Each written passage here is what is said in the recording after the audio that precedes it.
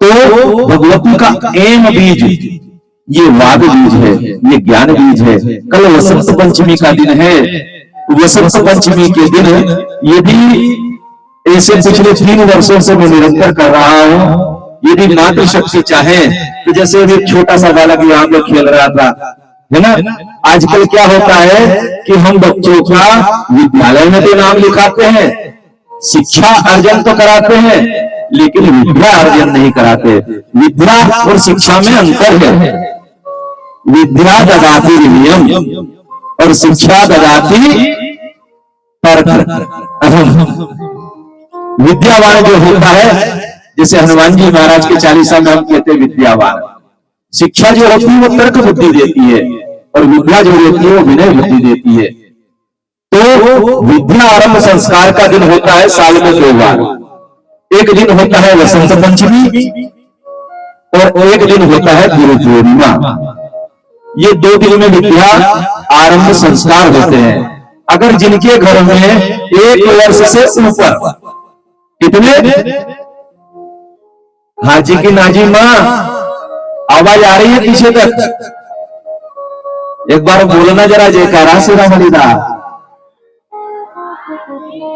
जय। तो जिनके घर की 1 वर्ष से ऊपर के बालक बालिका हैं, उन बालक बालिका को अगर आप लेकर के यहां पर आए तो 15 मिनट का एक छोटा सा कार्यक्रम होता है, विद्या आरंभ संस्कार। कौन सा संस्कार होता है? आप संस्कार के संबंध में क्या जानते हैं? कच्चे चावल खा सकते हैं क्या? लेकिन उसको पानी में अगर उबाल लो तो वो संस्कारित हो जाते हैं, खाने लायक हो जाते हैं। कच्चा आलू खाया जा सकता है, लेकिन उसको अगर उबाल लिया जाए या भूज लिया जाए तो वो क्या हो जाता है? संस्कारित हो जाता है। जन्मना जाए तो सिद्धो संस्कारों भव के लीजा।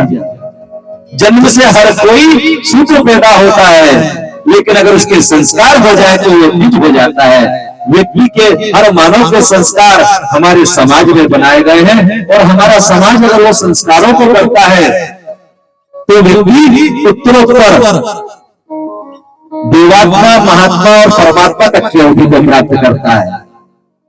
तो यदि आप लोग चाहें तो शाम तक विचार करके बता देना, क्योंकि मैं देखता हूं कि कुछ लोग चाहते हैं कि उनके बच्चों के संस्कार हो ताकि वो देवता जैसे हो।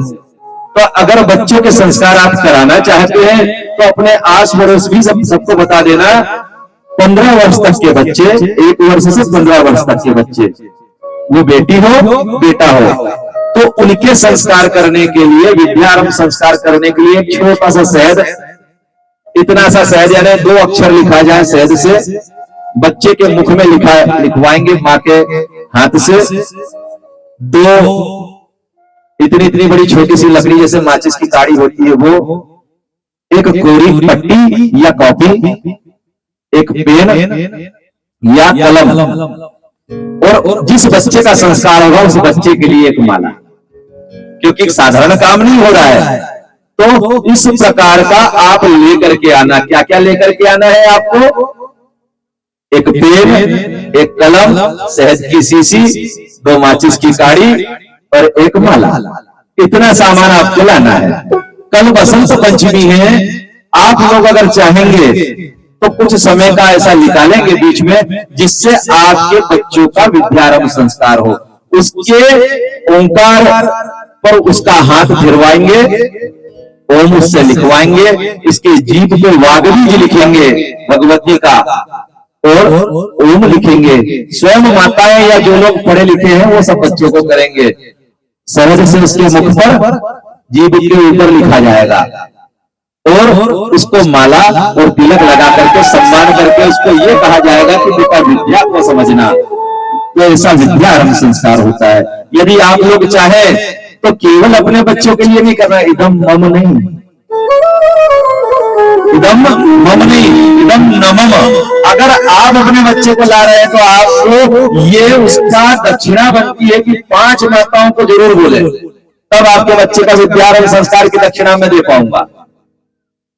आपको 5 माताओं को और बोलना है कि वहां पर विद्यारंभ संस्कार है, आपको चलना है, बच्चे का विद्यारंभ करवाएं। क्योंकि जैसे हम नामकरण संस्कार करते हैं जैसे हम माताओं की गोद भराई का संस्कार करते हैं, इसके आगे के दो संस्कार और होते हैं, लेकिन वो नहीं आजकल होते। एक संस्कार होता है माँ का पुंसवन संस्कार। तो वो संस्कार जब माँ को, जब बच्चा 3 माह से ऊपर माँ के गर्भ में हो जाता है, उस समय किया जाता है। जब वो संस्कार अगर हो जाए तो बच्चे की आत्मशुद्धि करी जाती है।